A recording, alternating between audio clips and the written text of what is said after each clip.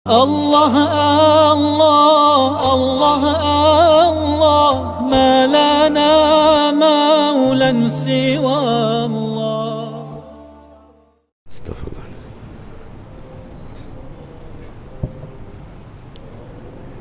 Assalamualaikum warahmatullahi wabarakatuh. Alhamdulillahil kayyus sultanu al-wadihil burhanu al-mabsutu fil wujudil karamahul bi'isanu ta'ala majdu wa azumu syanu. Asyhadu an la ilaha illallah wahdahu la syarikalah wa asyhadu anna sayyidina Muhammadan abduhu wa rasuluh la nabiyya ba'dah. Allahumma salli wa sallim wa barik alaihi wa ala alihi amma ba'du. Kita bersyukur kehadirat Allah Subhanahu wa taala atas diberikan komitmen istiqamah kepada kita senantiasa menghambakan diri kepada Allah dalam situasi apapun, dalam kondisi apapun, hujan, siang, panas ataupun malam, tapi kena panggilan Allah Subhanahu wa taala, seluruh kenikmatan pada telinga, kenikmatan pada mata, kenikmatan kepada seluruh tubuh kita abaikan karena memang kita mengejar bertungkus lumus untuk mengejar kenikmatan yang lebih abadi, yaitu surganya Allah Subhanahu wa taala. Kalau kita hidup di dunia ini bertungkus lumus dari masa produktif umur 25 tahun kita sekolah mengejar dunia, mengapa kita tidak pernah mau bertungkus lumus mengejar kehidupan yang lebih kekal, yaitu akhirat?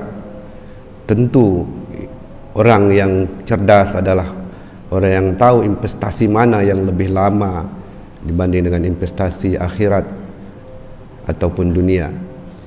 Kemudian selawat serta salam kita aturkan buat kekasih kita yang kita rindukan, Nabi besar Muhammad sallallahu alaihi wasallam, Nabi yang membawa risalah, Nabi awal dan akhir, sehingga kita dapat mengenal dunia ini, dapat hidup dengan baik, rukun, dengan penuh dengan aturan, berkat dari Rasulullah Muhammad sallallahu alaihi wasallam.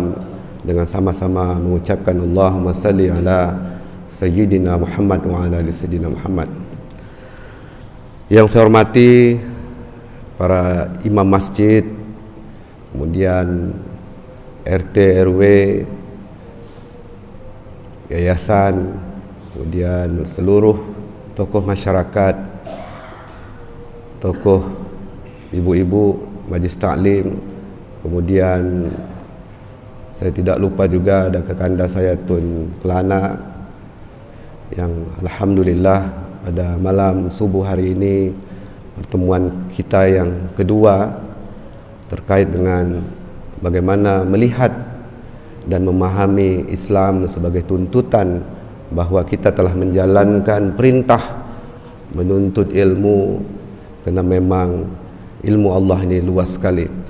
Pada malam hari ini saya ingin melihat sedikit tentang sejarah Rasulullah Muhammad sallallahu alaihi wasallam sebagai suri tauladan bagi kita, agar kita tidak lupa, kerana memang mengkaji Nabi Muhammad ini tidak cukup zaman dan waktu, tidak cukup kosakata, huruf untuk menceritakan beliau, namun beransur-ansur kita mengkaji.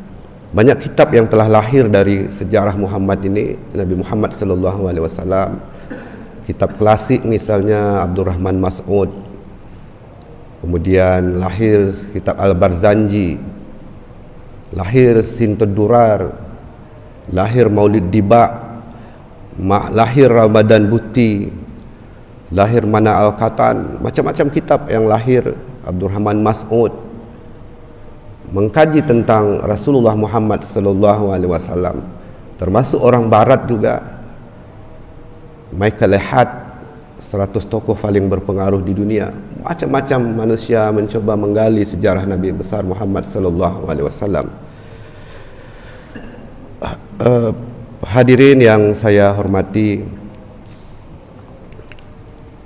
barangkali kita sudah banyak mengenal, mendengar bagaimana Nabi besar Muhammad sallallahu alaihi wasallam. Sekilas pernah saya sampaikan bahawa Nabi besar Muhammad sallallahu alaihi wasallam ini adalah beliau nabi kita yang satu-satunya berbangsa Arab. Walaupun ada pertikungan sejarah, yaitu Nabi Ibrahim punya anak Ishak dan punya anak Ismail, dan Ishak melahirkan keturunan Nabi Isa, Yakub dan sebagainya, sementara Nabi Ismail melahirkan ujungnya adalah ke Nabi besar Muhammad sallallahu alaihi wasallam dari bangsa Arab. Beliau dari suku Quraisy. Suku Quraisy, kalau dalam fikih Mawardi Al-Syiyasah Al-Ahkam, bahwa sebaik-baik pemimpin ada 13 ciri pemimpin. Sebaik-baik pemimpin harus punya darah Quraisy walaupun sedikit. Tapi fikih itu tidak populer karena khawatir jadi kompanje. Jadi kompanje ada dia darah Quraisy, darah Arab gitu. Memang sebaik-baik pemimpin dalam fikih yang indikator yang ke-13 itu memiliki keturunan dari suku Quraisy. Itu hadis yang diterjemahkan dalam bentuk indikator. Jadi Nabi Muhammad ini beliau dari Bani Hashim. Nabi Muhammad punya ayah namanya Abdullah bin Abdul Muttalib bin Hashim bin Abdul Manaf bin Hashim. Jadi keturunan keempat beliau dari Bani Hashim. Maka Nabi Muhammad itu digelar Bani Hashim. Dulu orang tua-tua kita zaman-zaman dulu memanggil keturunan Ahlul Bait ini dengan Bani Hashim. Baru hari inilah ada panggilan Ba'alawi, Alawiyin, itu karena Nabi Muhammad punya keturunan Fatimah. Dari Fatimah yang kita hitung, Fatimah punya anak Husain dan Hasan, Husain punya anak Ali Zainal Abidin, Ali Zainal punya anak Muhammad Bakir, Muhammad Bakir punya anak Ja'far Sadiq, Ja'far Sadiq punya anak Ali Uraidi, Ali Zainal punya anak Muhammad Jamaluddin, Jamaluddin punya anak Ahmad, Ahmad punya anak Isa, Isa punya anak Ubaidillah, Ubaidillah punya anak Alwi. Inilah yang merantau ke Asia kemana-mana, Alwi, maka dipanggil keturunannya panggil Alawiyin. Maka kita sering panggil Ba'alawi, Alawiyin dari keturunan Alwi punya anak Muhammad, Muhammad punya anak Alwi Sani, Alwi kedua, Alwi Sani punya anak Muhammad lagi, punya anak Khalil Qasam dan Abu Bakar Syakran dan seterusnya. Tapi kalau Wali Songo, beliau dari Ali Uraidi, punya anak Abdul Malik, merantau ke India. Inilah keturunan Khan atau Asmat Khan, yaitu yang dikenal dengan Hasanuddin, Wali Songo, itu dari keturunan, termasuk kata orang Presiden Gus Dur berasal dari sini, tidak dari Ba'alawi. Maka mereka tidak dipanggil Ba'alawi karena memang bukan dari jalur Muhammad Jamaluddin ke bawah, tapi mereka dari Ali Uraidi kiri, maka dipanggil Asmat Khan. Nabi Muhammad ini beliau lahir 571 Masehi, jadi 500 tahun setelah Nabi Isa meninggal. Ada kekosongan kenabian waktu itu, lahirlah Nabi Muhammad dari keturunan Arab, Quraisy, Bani Hashim 571 Masehi. Maka tahun Masehi itu dihitung ketika hijrahnya Nabi Muhammad. Maka jarak kita dengan Nabi Isa itu sekitar 600 tahun. Sebelum itu ada tahun Masehi, ada tahun sebelum Masehi. Maka kita sering baca SM sebelum Masehi, itu berarti sebelum lahirnya Nabi Isa. Karena tahun Masehi itu dihitung 40 tahun setelah Nabi Isa meninggal. Katedral di Roma membuat kalender Masehi 10 bulan. Belum Januari, Februari belum ada waktu itu, maka lahirlah kalender Masehi. Nabi Muhammad ini saya ringkas saja karena waktu. Nabi Muhammad ini beliau ibunya Aminah, ayahnya Abdullah, dan beliau lahir sama dengan kita 9 bulan 10 hari, lahir subuh Senin. Jadi hari Minggu subuhnya Senin, bertepatan Senin, hari Senin. Jadi dihitung sudah hari Senin. Nabi Muhammad ini, Bapak Ibu sekalian, beliau lahir dalam kondisi yatim. Kerana Abdullah ini setelah hamil Aminah, Abdullah pergi ke daerah kampung aslinya dan sampai melahirkan tidak balik. Jadi Rasulullah ini tidak ketemu ayahnya itu dalam rahim, sudah tak ada lagi. Dan itu umur berapa tahun? 12 tahun, 10 tahun baru beliau ziarah ke makam ayahnya, yaitu Abdullah. Jadi dia memang sudah yatim sejak dalam rahim. Nabi Muhammad ini beda dengan kita sedikit. Beliau nama ini memang sudah dipesan dalam rahim. Ya, kalau kita baca kitab Suntud Durar karangan Sayyid Al-Habib Ali Al-Habsyi yang baru khol kemarin di Solo, kalau kita lihat. Jadi Nabi Muhammad ini namanya memang sudah dipesan sejak dalam rahim. Jadi ketika Aminah ini, Siti Aminah, ibunya Nabi Muhammad ini, Bapak Ibu sekalian, setelah meninggalnya Abdullah, dia tinggal di rumah mertuanya, yaitu Abdul Muthalib. Ya. Nah, Aminah ini selalu bermimpi kalau anak yang dikandungannya ini, karena ketika dia mengandung Nabi Muhammad ini, dia beda dengan kita, dia tak terasa payah, macam tak hamil saja. Sampai curhat dengan kawan-kawannya, mengapa aku ini hamil tapi macam tak hamil. Jadi tak, macam kita tak ada ngidam-ngidam lah. Jadi tak ada indikator macam hamil, tak nyusahkan gitu. Tapi setiap malam dia bermimpi.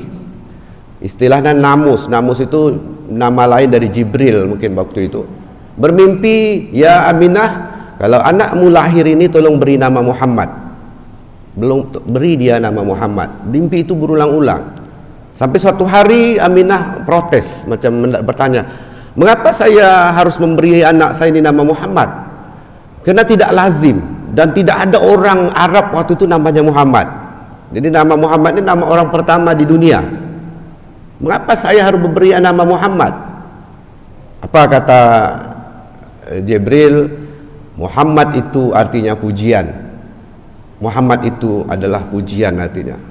Jadi alhamdulillah rabbil alamin, asal katanya hamda. Kalau kita baca mufradat, jadi hamda itu artinya pujian. Jadi Muhammad itu orang yang dipuji. Anakmu ni akan dipuji oleh makhluk langit dan makhluk bumi nanti kalau dia sudah besar.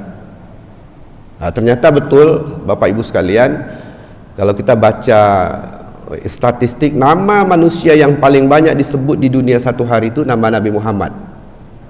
Ya, kita aja sebut nama Muhammad dalam solat tadi, Nabi Muhammad itu berapa kali? Kali orang sedunia. Secinta-cintanya orang dengan suami, dengan istri, tak mungkin dia sebut nama setiap hari. Tapi kita wajib sebut nama Nabi Muhammad tu setiap hari minimal 7 sampai 20 kali satu hari. Dan begitu juga ilmiah, Michael Ehad dalam 100 tokoh paling berpengaruh di dunia, beliau juga meletakkan Nabi Muhammad nomor 1 terpujinya. Nomor 1 Nabi Muhammad, nomor 2 Isa Bocon, nomor 3 Isa Al-Masih, nomor 4 Plato, nomor 10 Musa, dan tokoh Islam yang sudah berislam ya. Kalau tokoh yang tidak bertauhid sudah ada. Salah satu Musa. Nama Musa dia bukan Islam, tapi dia Islam pada waktu itu namanya tauhid, agama tauhid. Umar ibn Khattab nomor 72. Karena masa Islam berkembang itu memang Umar ibn Khattab. Jadi Islam sudah ada waktu itu. Jadi kalau kita bicara Islam memang pada masa Nabi Muhammad istilah Islam, tapi istilah tauhid itu sejak Nabi Adam alaihissalam. Makanya agama tauhid. Terus Nabi Muhammad, Aminah ini kehamilannya besar terus, dan lahirlah malam Senin, ya, subuh Senin. Ketika Nabi Muhammad itu mau lahir, Abdul Muthalib itu umurnya 60 lebih. Dia curhat kepada Aminah, ya Aminah, selama aku hidup di dunia ini, aku tidak pernah merasakan malam seperti ini. Aneh malam ini. Tak pernah aku menikmati malam seperti ini.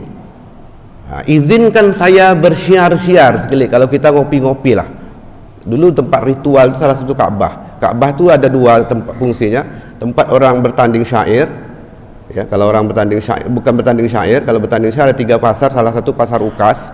Syair-syair yang menang itu digantung di pintu Ka'bah. Dan salah satu tempat orang duduk-duduk berzikir dan sebagainya. Yang menggunakan Hanif, agama sisa Nabi Ibrahim. Sisa Nabi Ibrahim itu agamanya namanya Hanif. Ada 11 orang yang masih menggunakan tradisi Nabi Muhammad. Salah satu keturunan Bani Hashim ini, ya, yang masih menggunakan tradisi ritual-ritual seperti itu. Izinkan aku Aminah pergi ke Ka'bah, ya, untuk syiar-syiar, maksudnya keliling-keliling Ka'bah, kerana ingin menikmati malam itu. Ternyata Bapak Ibu sekalian, Aminah subuh itulah Nabi Muhammad lahir subuh itu. Ketika Abdullah sedang duduk di pinggir-pinggir Ka'bah, ada seorang ahli kitab berjalan. Jumpa ahli kitab namanya Abdullah Hisham. Dia katakan kepada orang-orang Quraisy yang sedang duduk situ, "Hei orang-orang Quraisy, dalam kitab, dalam ajaran kami, apabila ada bintang yang terbit seperti malam hari ini, ada bintang, itu ada bayi laki-laki, salah satu bayi laki-laki itu akan jadi nabi dan rasul. Dan kalau bayi itu lahir dari bangsa Quraisy, celakalah orang-orang Yahudi. Karena selama ini orang-orang yang dari nabi itu memang dari orang Yahudi. Beruntunglah orang-orang Quraisy." Apa kata orang-orang Arab yang duduk di situ? Dia katakan, ada tak berita yang lebih enjoy, yang lebih mengembirakan dibanding cerita kau sampaikan tadi? Ternyata memang di rumah ada seorang bayi yang lahir, yaitu Nabi besar Muhammad SAW. Waktu itu belum jadi nabi dan kita tidak tahu juga dia akan jadi nabi. Lahirlah Nabi Muhammad. Bapak Ibu sekalian, Nabi Muhammad lahir ditemani dua orang wanita yang soleh di dunia ini yang pernah hidup, yaitu Siti Maryam ibunya Nabi Isa dan Siti Aisyah istrinya Fir'aun, mendampingi kelahiran Nabi Muhammad itu dalam bentuk bukan nyata, ya, ini dalam tauhid. Didampingi, lahirlah, dibantu oleh seorang bidan.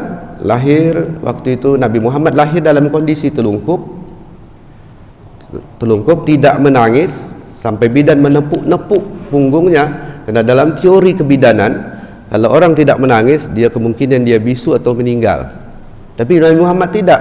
Sambil menunjuk-nunjuk matanya ke atas, Nabi Muhammad lahir dalam kondisi telungkup, rambutnya sudah disisir dan diminyak, matanya sudah dikasih sepat mata, ya. Kemudian Nabi Muhammad lahir sudah berkitan. Jadi lahir Nabi Muhammad itu beda dengan kita, rambutnya sudah disisir, sudah rapi, matanya sudah dikasih sepat, kalau kita celak dan sudah berkitan. Maka dalam sejarah tidak pernah kita temukan Nabi Muhammad itu berkitan, karena memang sudah dikitan sejak dalam rahim. Sampai waktu itu Siti Aminah sesak dadanya, dicurhat dengan orang-orang setelah melahirkan itu. Aku heran ketika aku melahirkan anakku, bayiku ini, dadaku sesak. Aku melihat alam ini semua merapat kepadaku. Bintang, bulan, bumi itu merapat, seolah-olah mereka ingin menjenguk anakku Muhammad ini. Ziarah lah, oh ini lahir Nabi, semua alam datang dekat gitu. Sampai sesak Siti Aminah. Kemudian Bapak Ibu sekalian, pagi baliklah Abdul Muthalib ke rumah. Dia heran ada seorang bayi yang terbaring di tengah rumah. Dia tanya ke Aminah, "Ya Aminah, ini anak siapa?" "Inilah bayi yang kehamilanku selama inilah lahir malam tadi." Dia terkejut. Dia tengok jenis kelaminnya laki-laki. Ya, orang Arab ini kalau ketemu laki-laki itu luar biasa. Ya. Akhirnya diambillah bayi tadi, dia lari ke tengah kota Mekah tadi, di tempat di mana ada orang yang mekik-mekik, siapa ada bayi laki-laki yang lahir malam hari ini, mereka akan salah satu mereka akan jadi nabi dan rasul. Mungkin cucuku ini. Dia pergilah berlari-lari, ketemulah akhirnya dengan Abdullah Hisham tadi, yang ahli kitab tadi. Dia tengok bayi tadi, dia tengok di mata Rasulullah tu ada garis berwarna merah macam benang gitu. Kemudian di antara tengkuk kiri dan tengkuk kanan ni ada daging berwarna merah sebesar telur burung dara, burung merpati. Tanda kenabian di sini dengan mata. Dia katakan kepada Abdul Muthalib, Abdul Muttalib, kau jaga betul cucu kau ini, kena ada tanda-tanda kenabian dan rasul kepadanya. Jangan ketahuan orang-orang, khawatir dibunuh. Izin sebentar ya.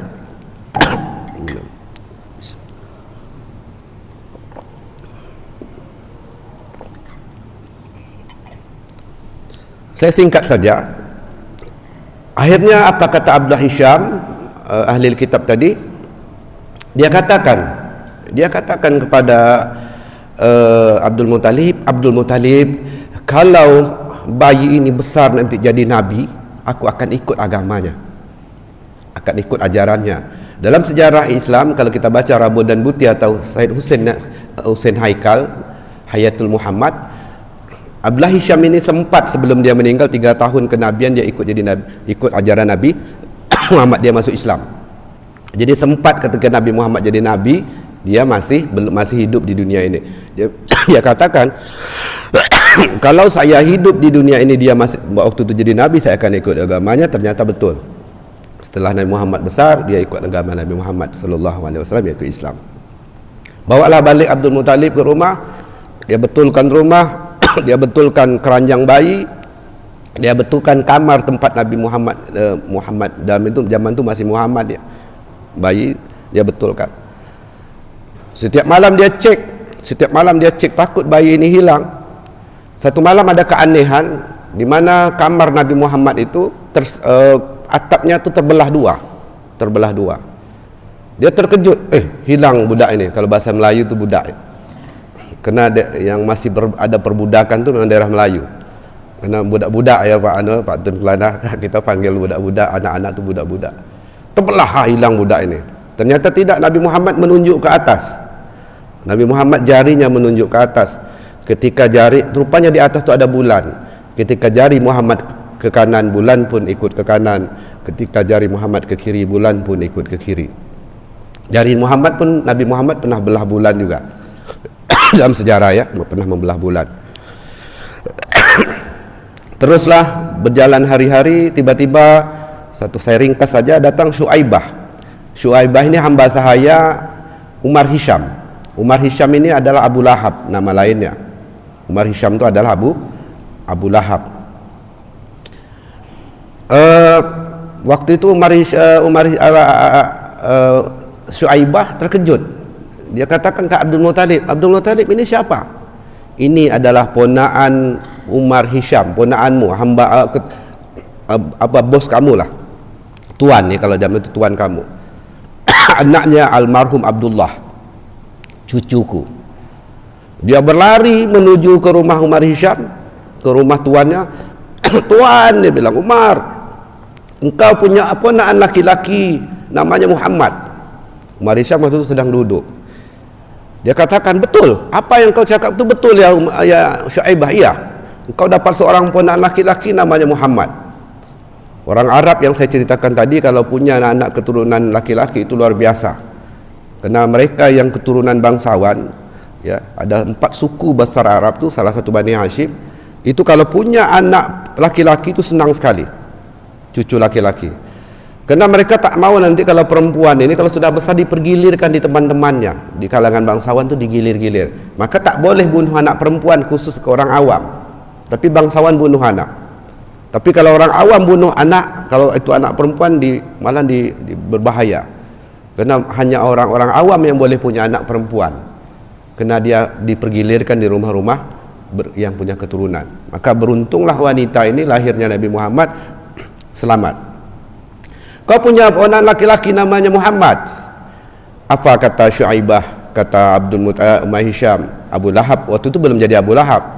Dia katakan, ya Umar, kerana engkau telah mengembirakan hatiku pagi hari ini, engkau aku bebaskan dari budak. Kerana engkau telah mengembirakan aku pada pagi hari ini, engkau ku merdeka. Maka dalam hadis Ahmad dikatakan, setiap hari Senin itu Abu Lahab itu dikasih remisi di neraka setiap hari Senin. Kata Habib Muhammad Al-Idrus, orang non-Islam pun kalau dia dengar Nabi Muhammad ada maulid Nabi, minimal dia tidak mencela, dia pun akan diringankan siksanya di akhirat. Abu Lahab itu tidak ada seorang sejahat Abu Lahab. Dengan Nabi Muhammad itu pun diberi keringanan setiap hari Senin, karena dia pernah membebaskan seorang budak gara-gara mendengar kelahiran Nabi Muhammad. Apalagi kita ini yang duduk subuh dengar cerita Nabi Muhammad, gembira, senyum, ya. Maka Nabi Muhammad juga pernah ditanya, "Ya Muhammad, mengapa engkau puasa setiap hari Senin?" Apa kata dia, "Sahabat, hari Senin itu di mana aku dilahirkan dan di mana aku diangkat menjadi nabi dan rasul itu juga hari Senin." Maka Nabi Muhammad berpuasa hanya sekedar mengenang kelahiran dan kenabiannya. Dan Bapak Ibu sekalian, seteruslah Nabi Muhammad dewasa, umur 13 tahun, beliau menjadi pengembala kambing. Dan hampir semua nabi itu laboratoriumnya pengembala kambing. Kerana dia harus menjinakkan nafsu hewan, dan suatu hari dia akan berjumpa manusia yang memiliki nafsu hewan. Dia harus mampu menjinakkan itu. Jadi laboratorium. Hampir kita lihat profil nabi itu jarang tidak menjadi pengembala. Filosofisnya adalah dia harus mampu mendidik dan bagaimana untuk menjinakkan binatang-binatang itu. Kemudian umur 36 tahun Nabi Muhammad dapat Nobel perdamaian yang digelar dengan Al-Amin. Kalau bahasa hari ini Nobel lah, karena menyelamatkan 4 suku yang ingin berperang, ingin berkelahi gara-gara bergesernya Hajar Aswad. Dari Muhammad lah yang mungkin kalau kita dengar sejarah itu mengangkat serbannya, ditaruhlah ke dalam serban, kemudian dipindah dan Nabi Muhammad taruh, karena Nabi Muhammad orang pertama yang datang ke masjid di Haram waktu itu. Dan terus umur 40 tahun beliau menjadi rasul, ya, umur 25 tahun tadi jadi nabi, kemudian 40 tahun jadi rasul. Umur 51 beliau pindah ke Madinah. Umur 51 beliau pindah ke Madinah, dan umur 63 tahun beliau meninggal di Madinah, ya. Jadi meninggal di Madinah Senin hari Senin juga. Jadi Nabi Muhammad itu lahir Senin, meninggal pun hari Senin. Cerita ini panjang sebenarnya. Kalau di Maulid saya cerita panjang, tapi ini saya ringkas saja.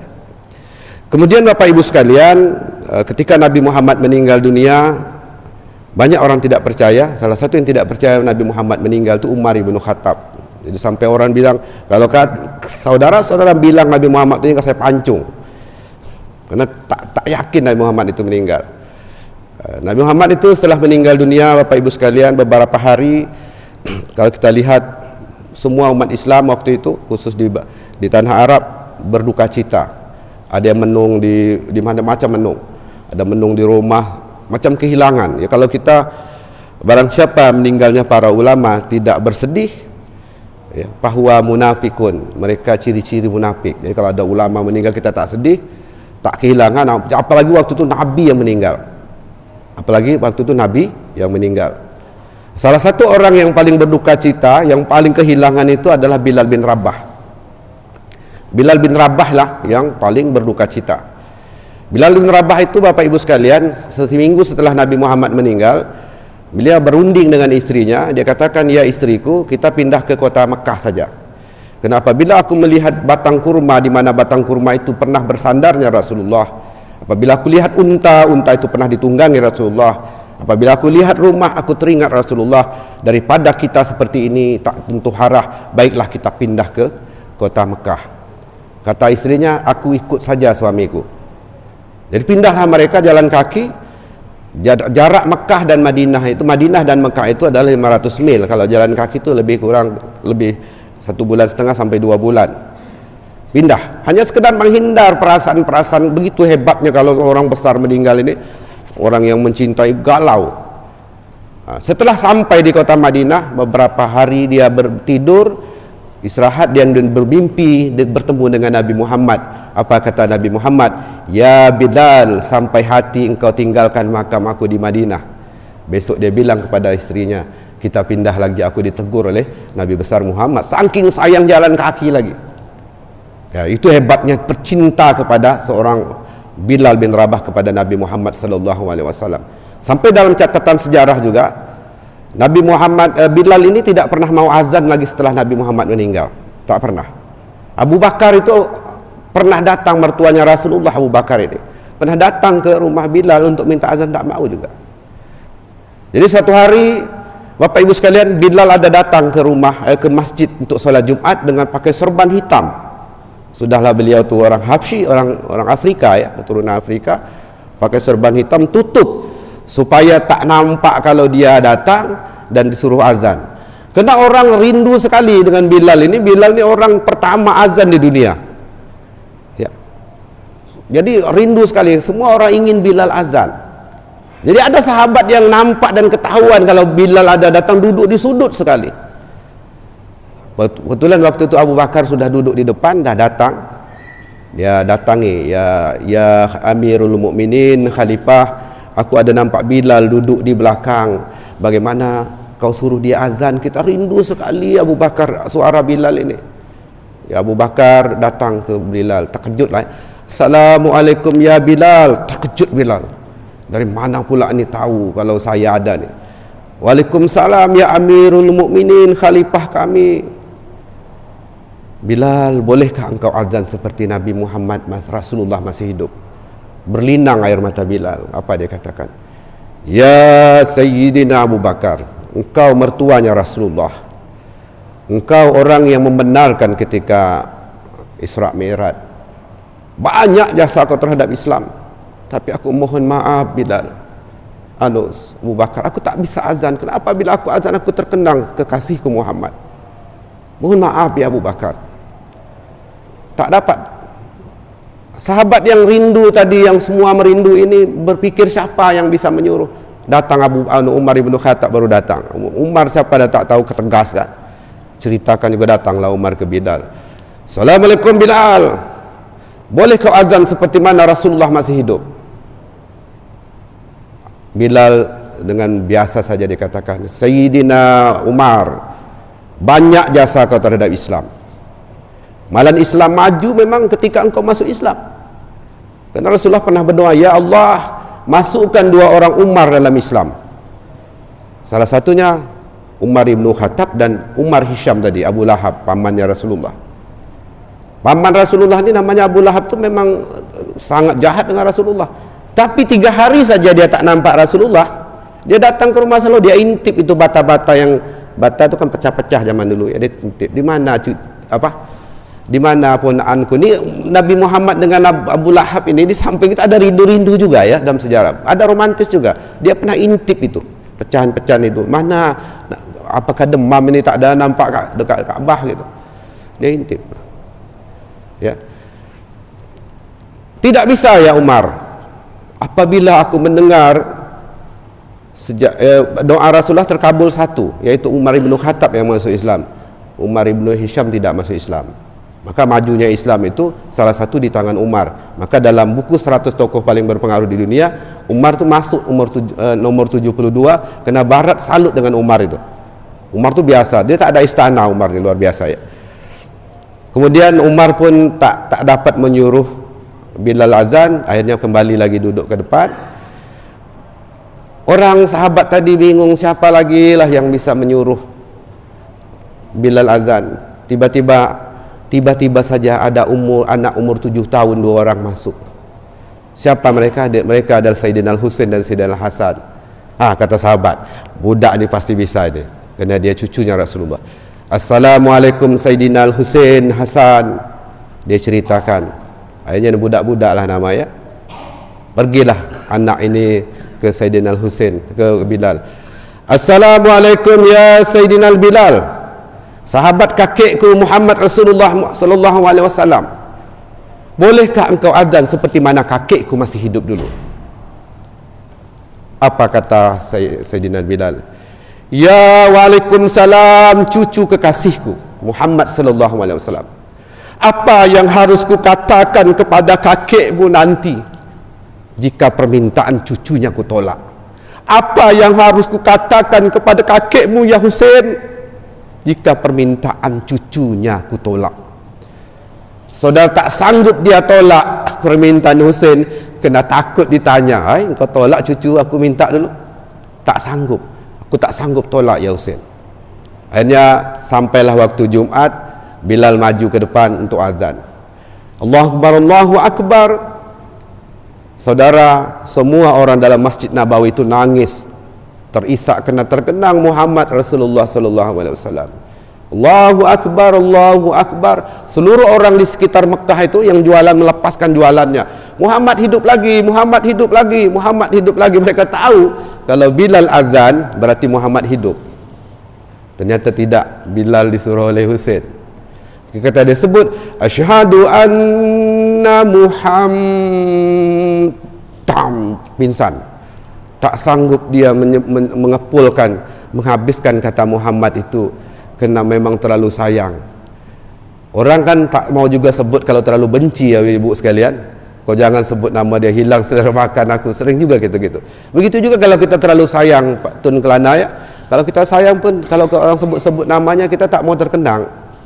Bukan benci, tak mau terkenang. Begitu juga Bilal. Tumbang dia. Tumbang. Memang begitulah hebatnya Nabi Muhammad sallallahu alaihi wasallam ini. Hebat beliau menaklukkan manusia dengan akhlak. Maklukkan dengan akhlak. Banyak hal terjadi. Nabi sallallahu alaihi wasallam ini pernah duduk ramai-ramai, tiba-tiba seorang Yahudi, wanita Yahudi datang bawa jeruk warna kuning. Ya Muhammad, ini aku kasih kepada engkau jeruk hadiah Nabi Muhammad. Dia orang Yahudi, perempuan. Pergi dia jauh-jauh tengok apa yang dilakukan terhadap jeruk itu. Sahabat-sahabat yang sedang berkeliling melihat Rasulullah waktu itu mengatakan, "Woi, mantap jeruknya ya Rasul." "Ya, mantap." Orang tahu Nabi Muhammad ini kalau makan, tahan dia tak makan, dia kasih orang. Dia kasih orang. Tapi waktu itu tidak, dia buka jeruk itu sambil dia tersenyum melihat Yahudi itu. Sahabat-sahabat bilang, pasti kita dapat seulas-seulas, pasti kita dapat jeruk ini. Ternyata tidak, Rasulullah makin sambil senyum melihat orang Yahudi itu, sambil nunduk-nunduk gitulah, macam kita terima kasih lah gitu. Apa sahabat membatin dalam batinnya, "Hai, makan seorang nampak nih." Setelah selesai makan, Rasulullah disindir oleh sahabat, "Nampak sedap tadi jeruk." Apa kata Rasulullah? "Ya sahabat, kalau kalian tahu kondisi jeruk itu bagaimana, pasti saudara tak sanggup makannya. Jeruk itu sangat masam, sangat masam. Aku khawatir kalau saudara makan jeruk itu, mata saudara akan terkejut. Dan apa kata orang Yahudi yang memberi itu? Biarlah aku yang merasakan masam itu sendiri sahabat. Biarlah aku sendiri sajalah yang makan masam itu. Takut orang tersinggung. Aku hajar betul orang itu." Kalau kita kan gitu. Rasulullah tahan dia merasakan masam sambil senyum demi. Kalau kita kan tidak nih. Yang masam kasih orang, yang manis kita makan. Ya. Jadi banyak sekali sejarah duduk. Rasulullah itu pernah duduk, ada orang Yahudi mengerjakan Rasulullah. Tengah Rasul sedang duduk taklim, tiba-tiba datang Yahudi. "Ya Muhammad, engkaulah keturunan Rasulullah, keturunan Bani Hashim." Ya. Orang tahu Bani Hashim kan terkenal. Bukan hanya orang Islam yang ngakui Bani Hashim itu. Engkaulah Bani Hashim yang payah bayar hutang. Ali, Umar langsung cebut pedang. "Kurang ajar engkau, pancung kepalaku." "Jangan," kata Rasulullah. Ali juga bongkar. "Jangan Rasulullah." Nak dibunuh orang Yahudi itu. Apa kata Rasulullah? "Ya Umar, engkau pergi ke Baitul Mal. Mungkin aku lupa. Tolong kau bayarkanlah hutang itu. Tolong bayarkan." Pergilah mereka orang Yahudi dengan Umar ke Baitul Mal. Apa kata dia? Kata orang Yahudi tadi, "Umar, puas aku menyakiti Muhammad ini ketika dia sendiri, ketika dia ramai-ramai. Tak pernah dia marah dengan aku ini. Kalau dia bukan Nabi dan Rasul, pasti dah putus leherku ini. Katakan kepada Muhammad, asyhadu an la ilaha illallah wa asyhadu anna Muhammad Rasulullah." Hebat, ya, hebat. Ini cerita terakhir. Banyak ceritanya ya. Kalau saya cerita banyak cerita. Saya suka dengar baca cerita-cerita Nabi Muhammad ini sebagai penasihat diri lah. Cerita ini populer, saudara. Nabi Muhammad itu ketika sudah meninggal dunia, ada kebiasaan Nabi Muhammad. Abu Bakar datang ke anaknya, ke Fatimah, ke Aisyah. "Ya Aisyah," dia ketuk pintu. "Ya Aisyah, kan Nabi suamimu itu kan banyak beramal." "Ya." "Ada tak amal yang belum aku jalankan selama aku hidup?" Tak ada. Hampir semua amalan itu tidak ada dirahasiakan oleh istri suamiku Muhammad. Semua dikasih. Tak, coba kau ingat-ingat dulu, ada tak amalan suamimu yang belum aku jalankan? Ingat-ingat, ternyata ada. Nabi Muhammad itu kebiasaannya adalah membagi orang buta makan di simpang, kalau kita simpang jam gitu. Orang itu buta Yahudi. Nah, dia sering kasih makan. Nah, kalau engkau mau ikut itu dari situ. Pergilah Nabi Muhammad, Abu Bakar ini mau menjalankan gitu. Dia pimpin orang itu, dia kasih makan. Apa kata orang Yahudi tadi yang buta tadi? Hai fulan, ini pasti kerja orang Yahudi ini memaki-maki Nabi Muhammad. Dia tak tahu Nabi Muhammad pembohong, macam-macam dia sebut. Nabi Muhammad sering lewat di samping, dia kasih terus makan itu. Macam-macam maki kan itu. Jadi Abu Bakar kasihlah makan. Apa kata orang Yahudi? Ya fulan, mohon maaf, ini pasti bukan orang yang biasa ngasih saya makan. Taklah akulah yang ngasih makan kau selama. Tidak. Kena orang yang kasih aku makan itu, kalau dia datang, dia peluk aku, kemudian dielap keringat tu, dan roti yang dikasihkan aku dikunyah di mulutnya dulu, baru disuapkan, karena aku tidak punya gigi. Nabi Muhammad tu ngasih makan dikunyah dulu, baru disuapkan. Karena orang yang memberiku makan itu dia kunyah dulu, baru dikasih pelan-pelan ke mulutku, karena aku tak punya gigi. Engkau pasti bukan orang yang biasa ngasih saya makan. Betul, orang yang ngasih engkau makan dia sudah meninggal dunia. Siapa dia? Dialah orang yang menjadi zikirmu itu, yang kau katakan pembohong itu, Muhammad. Dia terkejut, antarkan aku ke makam, tapi tak sempat. Tapi kata sejarah dia sempat mengucapkan asyhadu an la ilaha illallah wa asyhadu anna Muhammad dan Rasulullah. Luar biasa saudara, cerita tentang Rasulullah Muhammad sallallahu alaihi wasallam. Ada banyak cerita, tapi saya kena waktu, dan tentu kita tak boleh juga dikasih banyak-banyak, karena kadang-kadang kalau cerita banyak-banyak, nanti kalau cerita lagi tak sedap ya. Nanti kalau ada acara lagi ke depan lah ya, ada maulid dan sebagainya, bisa kita cerita yang lebih detail. Saya ingin cerita Abdullah juga. Abdullah itu sama ceritanya dengan Nabi Ibrahim. Cerita Abdullah itu sama dengan cerita Nabi Ibrahim. Maka Nabi Muhammad itu luar biasa ceritanya. Termasuk Abu Bakar Siddiq. Ya, termasuk Abu Bakar Siddiq itu secara ilmiah, kata Siddiq itu bukan sembarangan juga. Diakui oleh 3 agama waktu itu, Yahudi, Nasrani, dan Islam. Jadi kata Siddiq itu bukan senang-senang kamu Siddiq ya, bukan itu. Cerita ini kalau kita zaman dulu diceritakan ke Yahudi, Yahudi pun tahu cerita ini, karena mereka mengalami kalimat Siddiq itu. Mudah-mudahan Allah berikan kesehatan dan panjang umur kepada kita semua, dan senantiasa kita menteladani Nabi besar Muhammad sallallahu alaihi wasallam, dan kita diberikan syafaat oleh beliau. Amin ya rabbal alamin. Lebih dan kurang saya mohon maaf. Aku qauli hadza, astaghfirullah nazim, wabillahi taufik wal hidayah. Assalamualaikum warahmatullahi wabarakatuh. A'udzubillahi minasyaitonir rajim. Bismillahirrahmanirrahim. Alhamdulillahi rabbil alamin, hamdan syakirin, hamdan na'imin, hamdan yu'afina kafi mazidah. Ya rabbana lakal hamdu kama yanbaghi lijalalil karim azimi sultanik. Allahumma salli wa sallim ala sayyidina Muhammad salatan tunjina biha min jamil ahwalil afat, wa taqdilana biha min jamil hajat, wa tutahhiruna biha min jamil sayyid, wa tarfa'una biha indaka ala darajat, wa tuballighuna al-ghayat min khairat bil hayati wa adil mamat. Allahumma salli wa sallim ala nuril anwar wa siril asrar wa tiryakil ahyar wa miftahil babil yasar, Sayyidina Muhammadil Muhtar Ahlil Bait Adhar, innaka ala kulli syai'in qadir. Allahumma salli wa sallim ala Sayyidina Muhammad tibbil qulub wa dawaiha wa afitan abda wa shifahi wa nuril absari wa dihaha wa quwwatin arwahi wa wizaiha wa ala alihi wa sahbihi wa sallim. Allahumma fir lana dhunubana wa liwalidayna warhamhuma kama rabbayana saghira. Ya Allah, Allahumma fir lil muslimina wal muslimat wal mu'minina wal mu'minat al ahya'i minhum wal amwat, innaka samiun qaribun mujibud da'wat wa yaqdiyal hajat. Allahumma ja'al jam'ana hadza jam'an marhuma wa tafaruqa min ba'di tafaruqa maksuma. Allah, depan bala wal waba wal fasya wal munkar wal fitnah wal zina wala haula wala quwwata illa billahil aliyyil azim.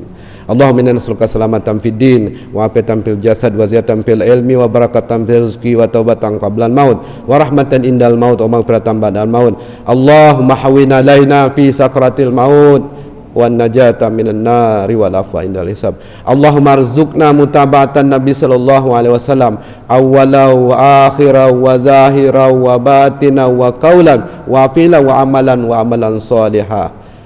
Allahumma salli ala sayyidina Muhammad wa ala sayyidina Muhammad. Allahumma salli ala sayyidina Muhammad wa ala sayyidina Muhammad. Allahumma salli ala sayyidina Muhammad wa ala ali sayyidina Muhammad. Rabbana zalamna anfusana wa lam taghfir lana wa tarhamna kunal khasirin. Rabbana atina fid dunya hasanah wa fil akhirati hasanah wa qina azabannar. Wa sallallahu ala sayyidina Muhammad wa ala alihi wa sahbihi rasulillah ajma'in. Subhana rabbika rabbil izzati amma yasifun wa salamun alal mursalin walhamdulillahi rabbil alamin. Alhamdulillah. Taqabbalallahu minkum.